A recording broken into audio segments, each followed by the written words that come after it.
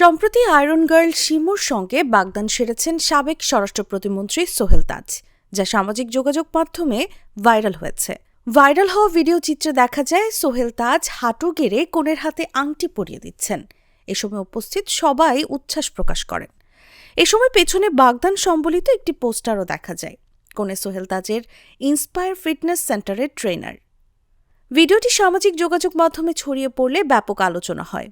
এরপরই ৫৫ বছর বয়সী সোহেল তাজ ৭টি বিয়ে করেছেন বলে একের পর এক স্ট্যাটাস আসতে থাকে নানান পেজ থেকে। বিষয়টি চোখে পড়েছে সোহেল তাজেরও। ফলে সপ্তম বিয়ে প্রসঙ্গে সামাজিক যোগাযোগ মাধ্যমে এক ইঙ্গিতপূর্ণ পোস্ট দিয়েছেন তিনি, যেখানে লিখেছেন, আপনারা অনেকেই প্রশ্ন করছেন আমার ব্যক্তিগত জীবন সম্পর্কে।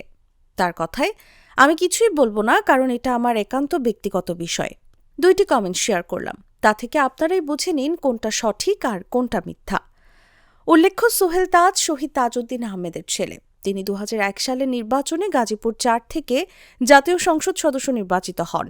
এরপর যুব ও ক্রীড়া মন্ত্রণালয়ের দায়িত্ব পান। ২০০৮ সালে একই আসন থেকে আবারও সংসদ হিসেবে নির্বাচিত হন। ২০০৯ সালের ৬ জানুয়ারি আওয়ামী লীগ নেতৃত্বাধীন মন্ত্রিসভায় স্বরাষ্ট্র প্রতিমন্ত্রীর দায়িত্ব পান সোহেল তাজ। একই বছরের ৩১ মে মন্ত্রিসভা থেকে ব্যক্তিগত কারণে তিনি পদত্যাগ করেন। কি boss, vital match, tough opponent, tension?